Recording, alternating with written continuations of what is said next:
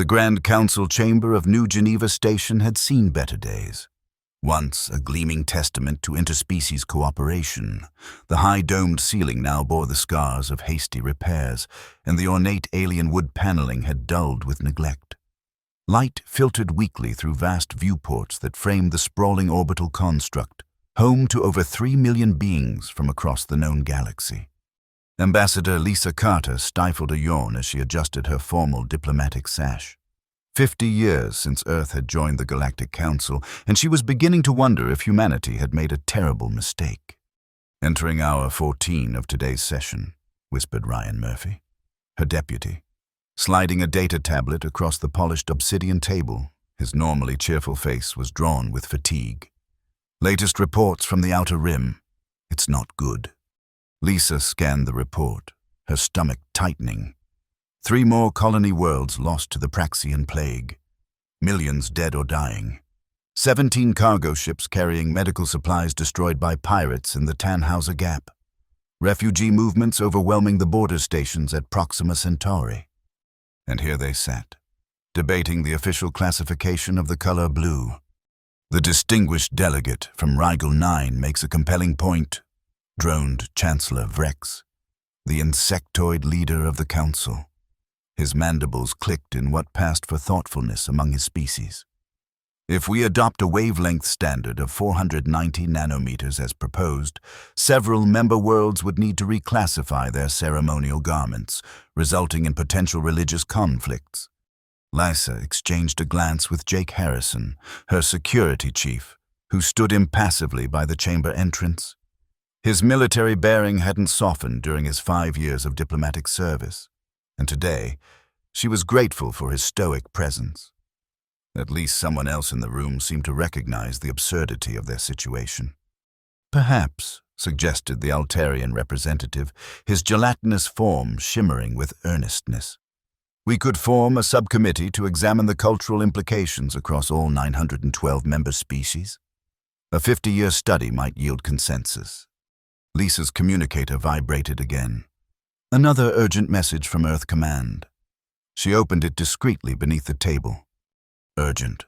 Colony Epsilon gone dark. Estimated 2.3 million souls.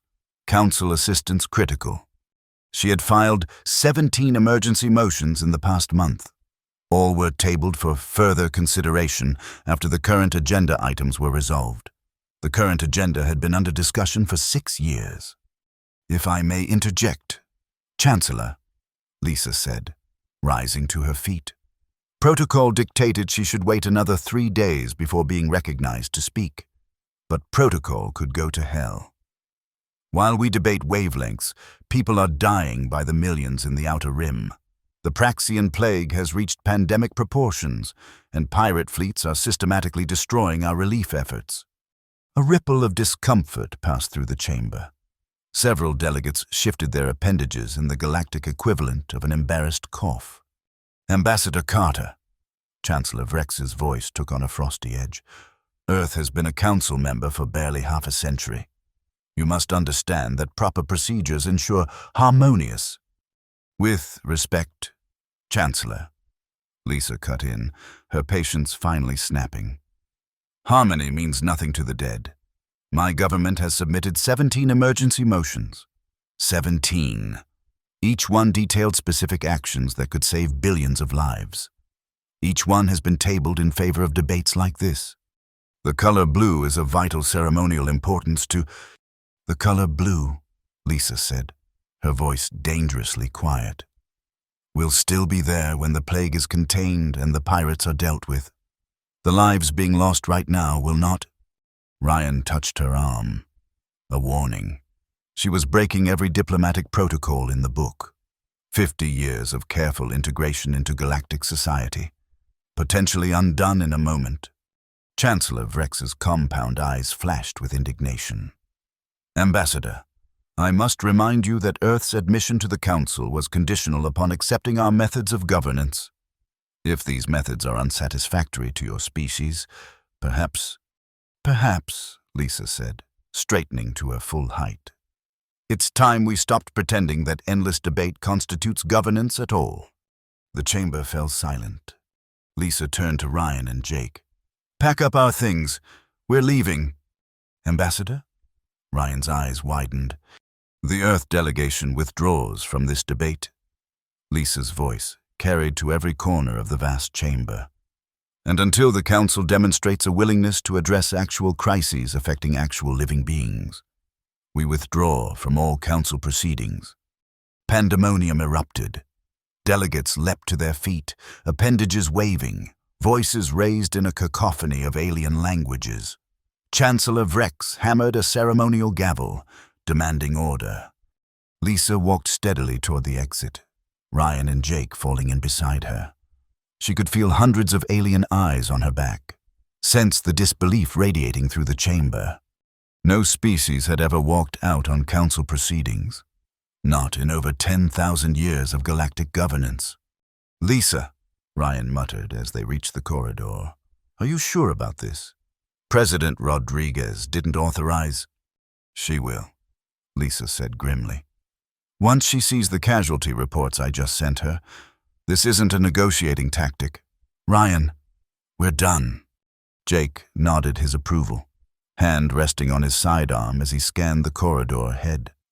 "About damn time, if you ask me. They'll come around," Ryan said, hurrying to keep up with Lisa's determined stride. "The Council can't function without Earth's resource contributions." Lisa stopped at the turbo lift, turning to face her colleagues. "That's just it, Ryan. The Council doesn't function, not in any way that matters, and I'm no longer convinced it ever did." The turbo lift doors slid open, and the three humans stepped inside, leaving behind 50 years of galactic integration and thousands of years of tradition. None of them could have predicted just how completely the universe would freak out. President Amy Rodriguez stared at the holographic projection hovering above her desk in the Oval Office. The three-dimensional rendering of New Geneva Station slowly rotated, highlighting the Earth Embassy section in blue. "They want us to what?" she asked, incredulity plain in her voice. "Apologize," said Lisa, standing at parade rest before the president's desk. After 3 days of emergency diplomatic channels burning with outrage, she'd been recalled to Earth. "Specifically, they want me to apologize for disrupting ancient procedures and to affirm Earth's commitment to patient consensus building." Rodriguez, a former military commander before entering politics, had the weathered face of someone who had seen too much conflict and too little resolution. She pinched the bridge of her nose. "And these procedures they want us to respect. These would be the same procedures that have left millions of our colonists dead while they debate color theory." "Yes, Madam President." "And what do they propose to do about the actual crises? The plague, the pirates, the refugees?" Lisa's expression remained neutral. "They've proposed forming a special committee to evaluate whether these issues meet the threshold for emergency consideration. The committee would report its findings within 5 standard years." 5 years? Rodriguez's voice was flat. "Yes, ma'am." The president stood and walked to the window, gazing out at the Washington Monument gleaming in the morning sun. 50 years ago, humanity had celebrated their invitation to join the Galactic Council as their greatest achievement, recognition that Earth had finally matured enough to take its place among the stars. And our colonies, our ships, our people, they suggest we petition individual member species for assistance, though such assistance would be voluntary and non-binding. Rodriguez turned, her decision evident in her bearing. "Ambassador Carter, I'm upgrading your walkout to official policy, effective immediately. Earth withdraws from all Council proceedings and obligations." Lisa felt a weight lift from her shoulders. "Thank you, Madam President." "Don't thank me yet," Rodriguez said grimly. "Close the embassy on New Geneva, recall all diplomatic personnel from Council worlds, activate Defense Protocol Omega." Lisa's breath caught. "Madam President, that would mean—" "Sealing our borders, withdrawing our ships from joint peacekeeping missions, abandoning Council trade agreements." Rodriguez nodded. "I'm aware, but if the galaxy won't help us protect our people, we'll do it ourselves. The economic impact will be severe in the short term, the president acknowledged. But Dr. Helen Price at Luna Base has been developing alternative technologies that were discouraged under Council scientific protocols. It's time we pursued our own solutions. Lisa thought of the rigid Council guidelines that had hampered human innovation for decades. Technologies deemed disruptive to galactic harmony were systematically suppressed. How many potential breakthroughs had been abandoned to maintain good relations? There will be consequences, Lisa warned. Rodriguez smiled thinly. I'm counting on it. Sometimes the universe needs a good shock. Dismissed, Ambassador. Within 24 hours, the Earth Embassy on New Geneva Station was evacuated. Human diplomats across the galaxy packed their belongings and boarded transport ships bound for home. Military vessels broke formation with Council peacekeeping fleets, cloaking drives engaging as they set course for Earth. The Galactic Council, for the first time in millennia, faced a member world in open rebellion against its authority, and the universe began to unravel. The first signs of trouble came from the Outer Rim. With human medical ships withdrawn, the Praxian plague accelerated its deadly spread. 3 more colony worlds fell silent, billions more at risk. Next came the economic tremors. Earth had been a primary producer of rare minerals and agricultural products for dozens of Council worlds. Markets crashed as supply chains collapsed. Food riots broke out on 3 major planets. The refugee crisis spiraled out of control. Without human transport ships and aid stations, displaced populations overwhelmed what little infrastructure remained. Makeshift camps became disease incubators. Death rates soared. And then there were the pirates. Without Earth's defensive grid maintaining the shipping lanes, raider activity increased tenfold.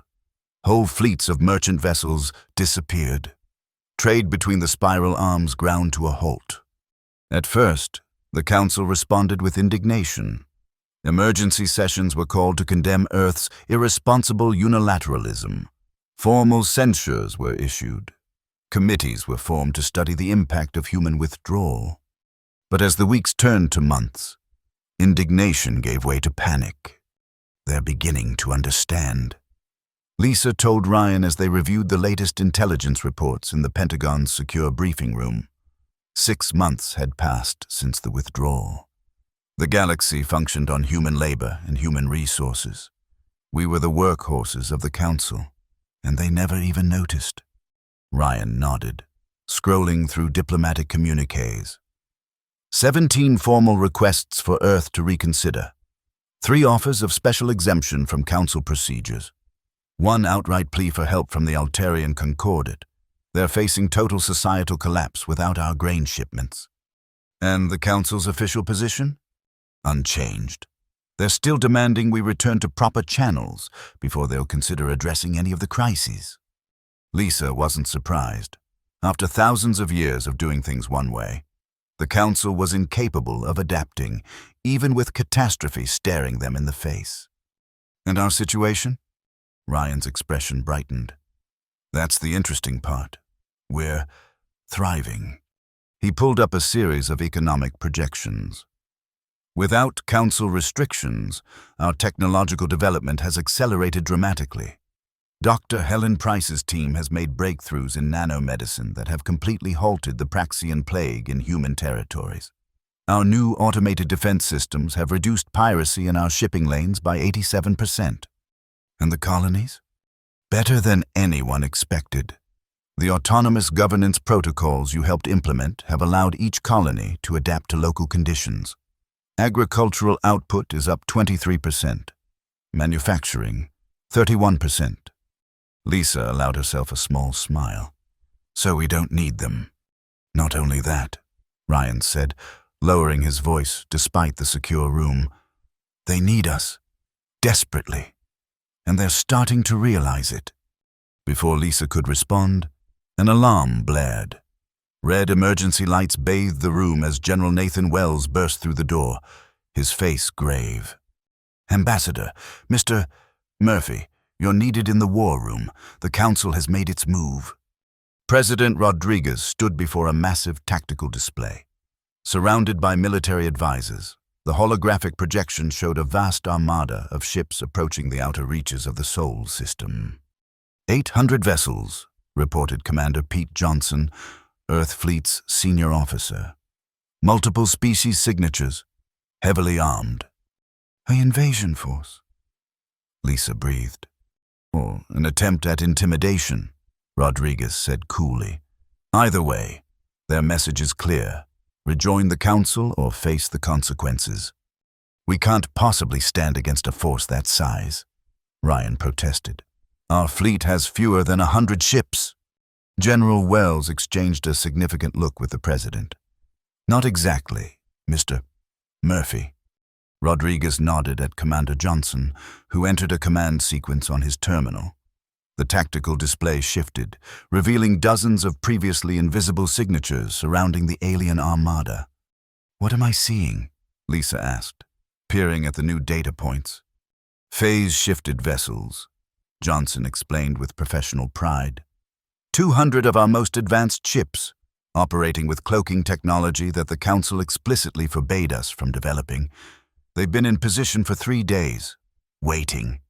You knew they were coming, Lisa realized, looking at Rodriguez.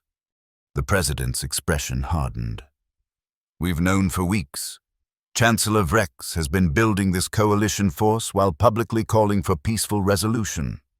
The same double-dealing they've always employed, just with higher stakes.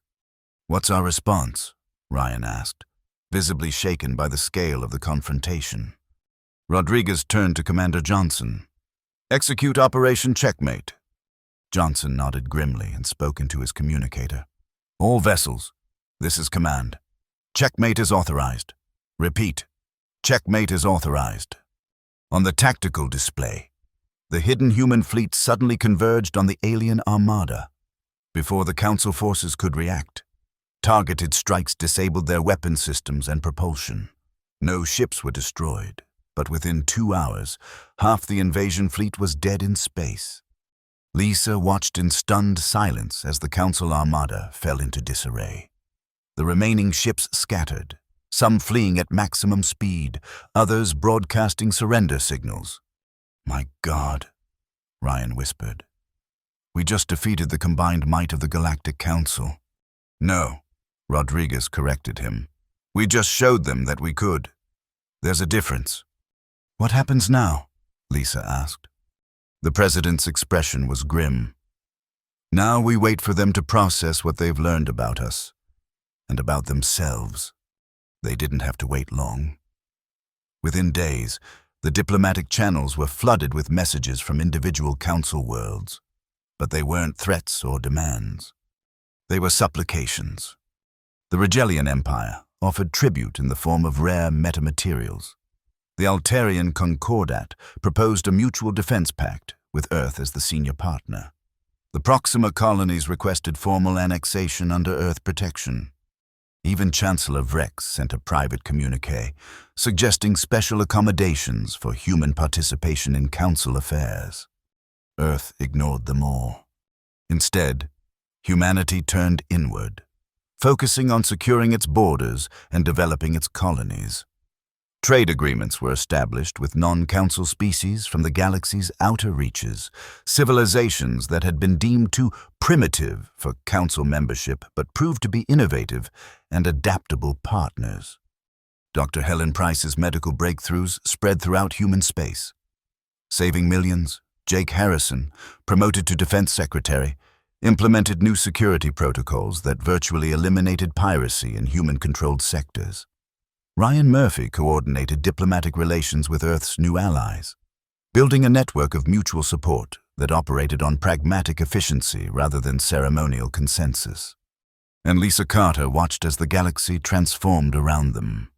1 year after Earth's withdrawal, the first council world collapsed, unable to sustain its economy without human trade. Its government fell to revolution. 2 more followed within months. By the 3rd year, the council chambers on New Geneva Station were half empty. Member worlds either couldn't afford to maintain diplomatic missions or had simply stopped attending the endless pointless debates. In the 5th year, reports came that Chancellor Vrex had been deposed. The council was fracturing into regional blocks, each struggling to adapt to a galaxy where humanity had shown that the old ways were obsolete. Meanwhile, Earth prospered. Human colonies expanded beyond the original settlement zones. Innovation flourished without council restrictions. Military security provided stability that attracted investment and immigration from species fleeing the chaos of council space. Lysa stood on the observation deck of Titan Station, gazing out at the magnificent rings of Saturn. After 5 years as Earth's chief diplomat in the post-council era, she had finally accepted Rodriguez's offer of retirement. This outpost, on the edge of human space, would be her home now, a quiet place to reflect on the revolution she had sparked with a simple act of walking away. Her communicator chimed, a message from Ryan, still serving in the diplomatic corps. She opened it to find a recorded hologram from New Geneva Station. The message showed a diminished council chamber, barely a quarter filled with representatives. A new chancellor, a humanoid Lysa didn't recognize, spoke directly to the camera. "Ambassador Carter," the alien said, its voice translated by the communicator. "The Galactic Council formally acknowledges the grievous errors in its response to the crises of 5 years past. We extend our most sincere apologies for the suffering caused by our inaction and request Earth's consideration of renewed diplomatic relations under reformed protocols that address your legitimate concerns." The message continued with a detailed proposal for council restructuring, emergency response mechanisms, and special status for Earth in recognition of its essential role in galactic stability. Lysa watched it through to the end, then deleted it without responding. Her gaze returned to Saturn's rings. Beyond them lay the vast unexplored reaches of space.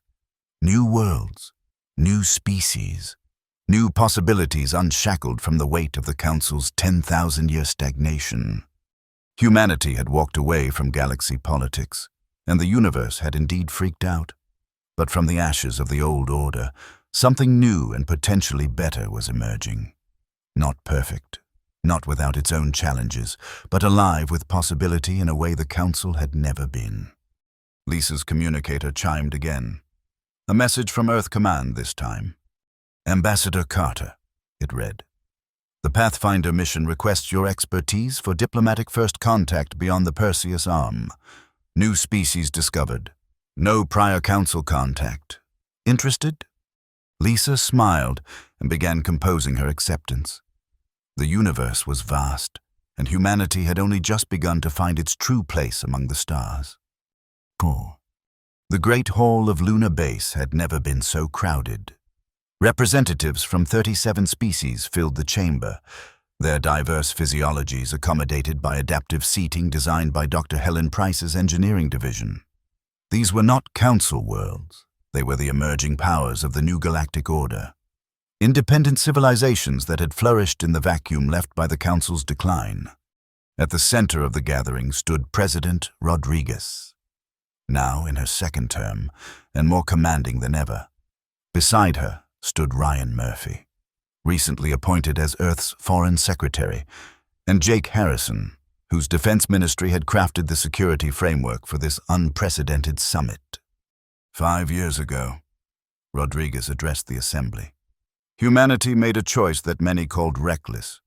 We walked away from a system that valued procedure over people, tradition over truth, consensus over conscience.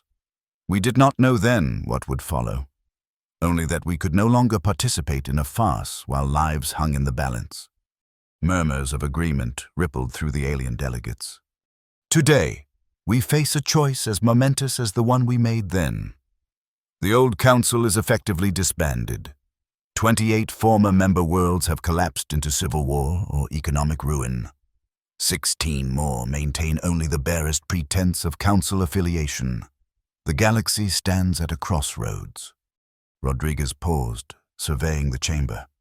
Some have suggested that Earth should establish a new council, with humanity at its center, a human-led galaxy, shaped by our values and protected by our strength. Several delegates nodded eagerly. Earth's military and economic might had only grown in the years since the withdrawal. Many worlds would willingly accept human leadership in exchange for prosperity and protection. "We reject this path," Rodriguez said firmly. The lesson of the Council's failure was not that the wrong species held power. It was that centralized power itself became detached from the realities faced by ordinary beings across the galaxy. She gestured to the view screen behind her, which displayed a complex network diagram connecting the worlds represented in the chamber. "Instead, we propose the Galactic Concordance, not a governing body, but a mutual assistance framework, each world sovereign in its own affairs.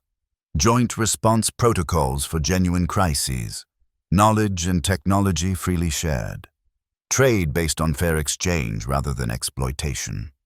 The diagram shifted, illustrating resource flows and communication channels between the member worlds. No palaces of debate while people starve, no committees studying problems into infinity, no deference to tradition at the expense of lives. Just worlds working together because it benefits all and walking away when it doesn't, one by one. The delegates rose to signal their approval, not with formal votes or ceremonial proclamations, but with the simple efficiency that characterized this new order. Ryan leaned close to Rodriguez as the agreement protocols were distributed. "You realize what you've done. You've fundamentally reorganized galactic civilization." Rodriguez shook her head. "Lisa Carter did that. The day she walked out of that chamber. We're just acknowledging what's already happened." In her quarters on Titan Station, Lisa received news of the Concordance with quiet satisfaction. It wasn't perfect. No human endeavor ever was, but it was honest in a way the Council had never been. A system that could evolve, that could prioritize action over appearance. Her preparations for the Pathfinder mission were nearly complete. Tomorrow she would depart for the edge of known space, leading a diplomatic team to establish contact with species that had never known the Council's stifling embrace. Her communicator chimed one final time. A message from Chancellor Vrex, the former Chancellor, now living in exile on a minor moon at the galaxy's edge. One of the few survivors of the old order. "You destroyed everything." The message read, 10,000 years of peace and unity, undone by human impatience. Was it worth it? All the worlds that fell, all the lives disrupted? Did your species' pride justify such upheaval? Lisa considered not responding. What was there to say to someone who still couldn't see the truth? But something compelled her to offer one last explanation. "It wasn't pride, Chancellor," she wrote. "It was compassion. The Council sacrificed real lives for abstract harmony. We chose differently." She sent the message, then turned her attention to the stars beyond Saturn's rings. The Pathfinder waited in orbit, ready to depart for uncharted space. New worlds, new possibilities. Humanity had walked away from galaxy politics, and in doing so, had found its true path forward. The end of one story, the beginning of a greater one. The Pathfinder mission stretched from months into years as Lisa Carter and her team made contact with dozens of civilizations beyond the former Council's reach. Some were technologically advanced but had been deliberately isolated by Council policy. Others were emerging cultures, developing their own unique approaches to the challenges of interstellar existence.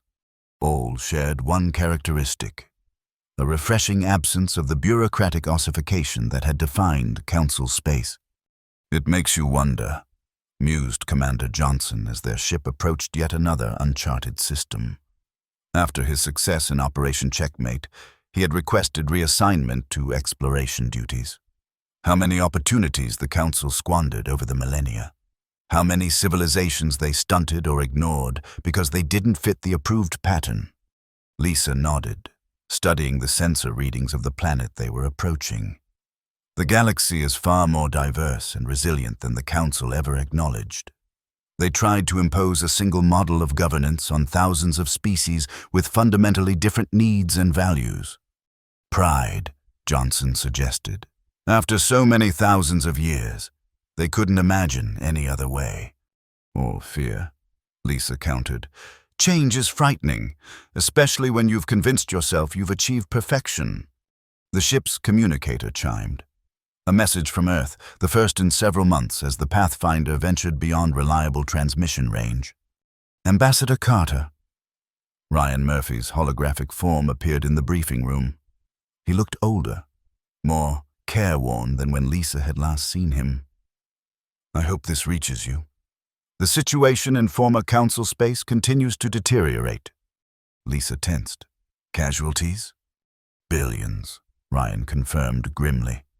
The power vacuum we left has been filled with warlords and opportunists in some sectors. Former council species turning on each other, fighting over scraps of the old order.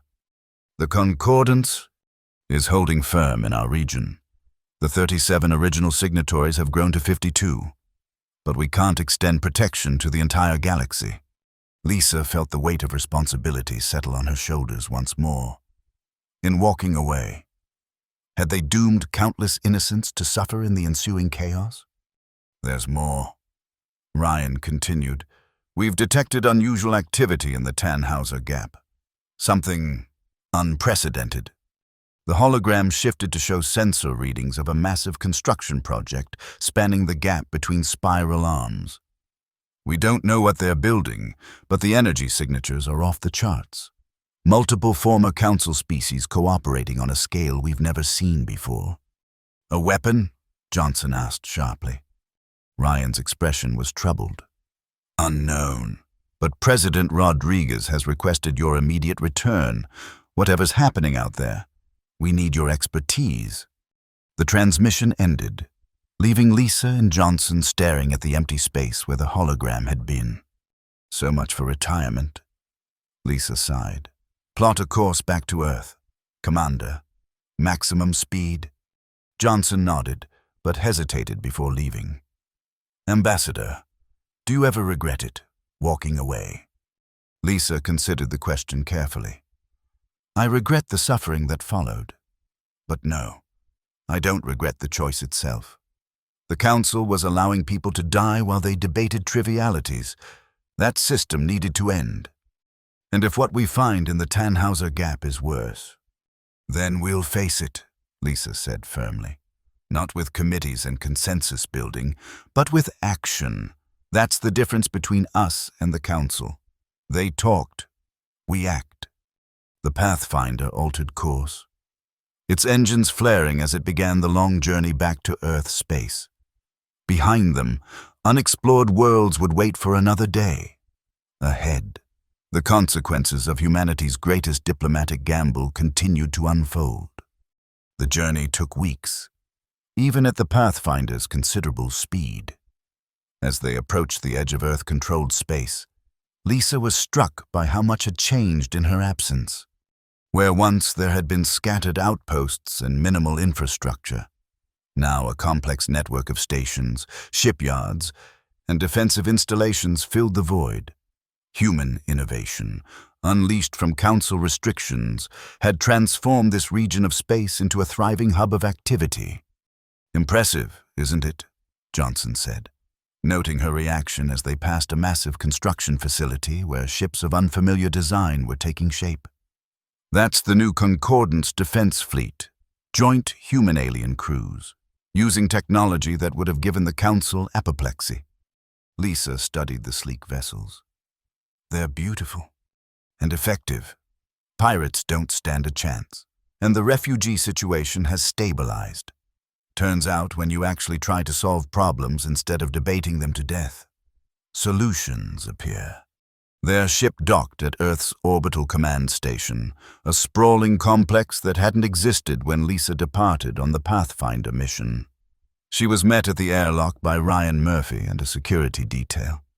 Welcome home, Ambassador, Ryan said, embracing her warmly. I wish it were under better circumstances. The Tannhauser situation? Ryan's expression darkened. Accelerating. Follow me. The President is waiting. They traversed the station's corridors, passing through security checkpoints and crowded operations centers where humans worked alongside a variety of alien species. Lisa noted the atmosphere, purposeful, efficient, but without the oppressive formality of council facilities. President Rodriguez awaited them in a secure briefing room, surrounded by military advisors and scientific experts. Among them, Lisa recognized Dr. Helen Price, now visibly aged but still radiating intense intelligence, and Jake Harrison, his security chief's uniform replaced by the more elaborate insignia of his cabinet position. "Ambassador Carter," Rodriguez greeted her. "Thank you for returning so quickly.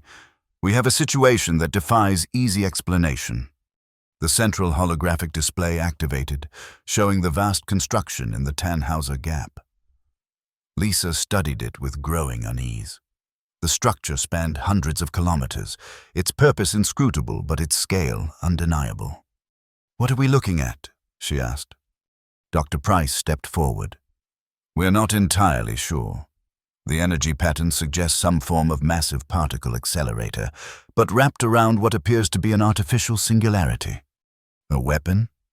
Possibly, Harrison said, or a power source, or a means of transportation. Our analysts are divided. What we do know, Rodriguez continued, is who's building it. Former council hardliners, the species most dependent on the old system. They've pooled their remaining resources into whatever this is. Have they made any demands, any threats?" Ryan shook his head. "Complete communications blackout. They've rebuffed all diplomatic overtures from the Concordance." Lisa considered the implications. They're desperate. The council system was their life support. Without it, their societies are collapsing. This project represents their last hope of something. "The question is, what?" Harrison said bluntly. "And whether we should stop them before we find out." All eyes turned to Lisa. Despite her years away, her understanding of council species and motivations remained unmatched. "We need more information," she said finally. "I'll go, under a diplomatic flag, if anyone can get them to talk. It's the woman who broke their precious council." Rodriguez frowned. "It's too dangerous. We can send—" "With respect, Madam President," Lisa interrupted. "This is why you called me back. The council species respect strength, even as they fear it. My presence will get their attention in a way no other envoy could." After a moment, Rodriguez nodded. "Very well, but not alone. Commander Johnson will accompany you with a security detail, and the Concordance fleet will stand ready to extract you at the first sign of trouble." "Understood." Lisa turned to study the holographic display once more. Whatever they're building out there, it's an act of desperation, and desperate beings are the most dangerous kind. Johnson prepared a small, fast, diplomatic vessel for the mission, armed enough to defend itself, but not so heavily that it would appear threatening. Lisa spent the journey reviewing intelligence reports on the former council worlds involved in the Tannhauser project. The picture was grim. Economies in freefall, governments clinging to power through increasingly authoritarian measures, populations decimated by resource shortages and civil unrest. "They're dying," she told Johnson as they approached the massive construction. "Not just politically or economically, their entire civilizations are collapsing without the council system to sustain them." "They grew too dependent," Johnson observed, "built their societies on the assumption that the status quo would continue forever. And now they're building this." Lisa gestured at the viewport, where the enormous structure now dominated the view. Up close, its complexity was even more apparent, a latticework of energy conduits surrounding a central core that seemed to bend light around it. "We're being hailed," reported the communications officer. "Put it through," Lisa ordered. The view screen flickered, and Lisa found herself face to face with Chancellor Vrex. The former council leader looked diminished, his once impressive exoskeleton dulled and cracked with age. "Ambassador Carter," Vrex's translated voice carried a tone of bitter amusement. How fitting that you should be the one to witness our response to humanity's revolution. Lisa maintained a neutral expression. Chancellor, I see you've found new employment since we last spoke. Director of the Salvation Project. Yes, a position with actual purpose, unlike the ceremonial role your species so castigated. We've come to understand what you're building here. Vrex's mandibles clicked in what might have been laughter. I doubt that very much, Ambassador, but since you've come all this way, perhaps you deserve to know. After all, humanity's actions made this necessary. The view screen shifted to show a technical schematic of the structure. This is a dimensional gateway, Vrex explained. A doorway to alternate realities, specifically to versions of our galaxy where the Council still exists, where humanity either joined and accepted its proper place or never achieved interstellar travel at all. Lisa felt a chill run through her. You're planning to, what, escape to another reality? For those worthy of salvation, yes. The remaining Council loyalists, those who understand the value of 10,000 years of tradition, will leave this broken timeline to the chaos your species has unleashed. The technology required for dimensional travel is theoretical at best, Lisa said carefully. The energy requirements alone are considerable, Vrex acknowledged. Which is why we've harvested the resources of a dozen dying worlds to power the initial breach. A small price to pay for the preservation of proper civilization. Lisa's mind raced, processing the implications. Those worlds, their populations, will not survive the energy extraction process. No, but they were doomed anyway. Thanks to your actions. At least this way, their final contribution has meaning. Johnson, standing out of view of the transmission, made a slashing gesture across his throat. Cut this off. Prepare for action. Lisa ignored him. Chancellor, this is madness. Even if your gateway works, you'd be abandoning billions to die while a privileged few escape. Just as humanity abandoned the Council. Vrex countered. We learned from your example. Ambassador, when a system no longer serves, one walks away. Isn't that what you taught the galaxy? Before Lisa could respond, alarms blared on both vessels. Energy surge detected, called out the Pathfinder's science officer. The central core is activating. Vrex's image showed signs of disturbance as the transmission degraded. It appears our timeline has been accelerated. Farewell, Ambassador Carter. Enjoy the universe you've created. The transmission cut off as the massive structure began to pulse with blinding energy. Get us out of here, Lisa ordered Johnson. Maximum distance, now. The ship's engines screamed in protest as they executed an emergency burn away from the Tannhauser construction. Behind them, space itself seemed to warp and distort as the dimensional gateway activated. They're really doing it, Johnson said in disbelief as they watched from a safer distance. Tearing a hole between realities. Lisa shook her head. Not just that. Look at the energy readings. They're drawing power from inhabited systems light years away. Billions will die when those stars destabilize. Can we stop it? Lisa studied the sensor readings, her mind working furiously. The gateway creates a temporary corridor, but it needs constant power to maintain stability. If we can disrupt the power flow, the gateway collapses, Johnson finished. But we'd need to get close again, and our weapons aren't designed for that kind of precision strike. Lisa's expression hardened. Then we'll have to be creative. How quickly can you reconfigure our diplomatic transponder to emit a Council emergency override signal? Johnson blinked in surprise. The old authority codes? They might still work on the automated systems, but... Do it, Lisa ordered. And prepare for a close approach. If we can get near enough to the primary power conduit. It's suicide, Johnson protested. It's necessary, Lisa corrected him. Vrex was right about one thing. We showed the galaxy that walking away was an option. Now we need to show them that there are some things you don't walk away from. Johnson held her gaze for a long moment, then nodded sharply. Reconfiguring transponder. Plotting approach vector. The small diplomatic vessel swung around, accelerating back toward the pulsing gateway.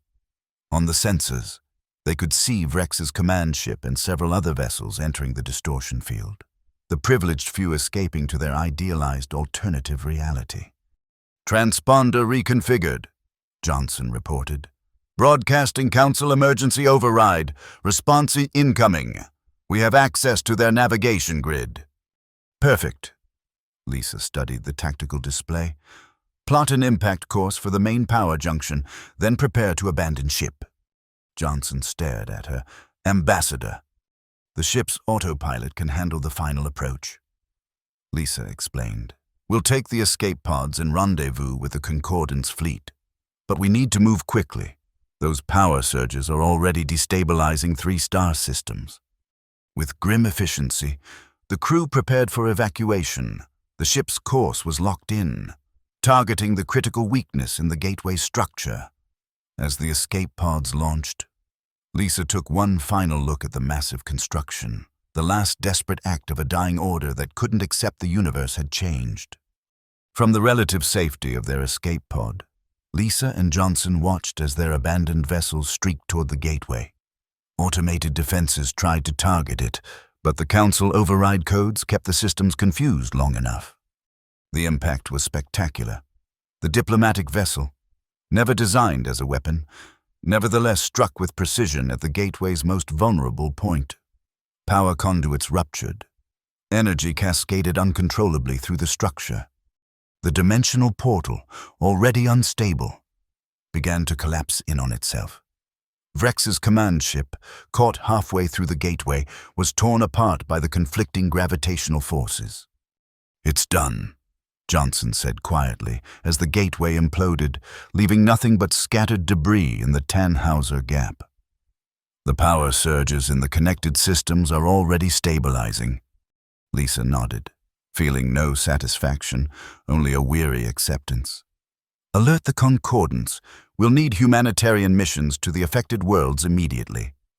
And Vrex, the Council loyalists? Gone, Lisa said. To whatever reality they thought would save them from change. The universe doesn't tolerate stagnation forever, not in this reality or any other.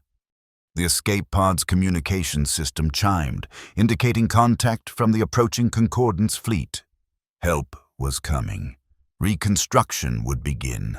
Life would continue in this imperfect, evolving galaxy. Lisa Carter gazed out at the stars, unchanged despite the momentary tear in reality's fabric. 5 years ago, she had walked away from a broken system. Today, she had prevented others from doing the same at the expense of innocent lives. Different circumstances, different choices, but the same principle at heart: action over inaction, reality over illusion, life over procedure. The universe had freaked out when humanity walked away from galaxy politics. But in doing so, they had forced it to confront truths that 10,000 years of tradition had obscured. Some systems couldn't be reformed from within. Some changes required breaking away from the past. And sometimes, walking away was the first step toward building something better. As the Concordance rescue ships approached, Lisa allowed herself a moment of hope. The old council was truly gone now. Its last adherents vanished into the multiverse of their own desperate creation. What would follow remained uncertain, but at least it would be real. At least it would be alive. Humanity had chosen a different path. And though that path led through darkness and chaos, it also led toward stars they had never reached before, toward possibilities the Council had never imagined. That, Lisa thought, was worth every step of the journey.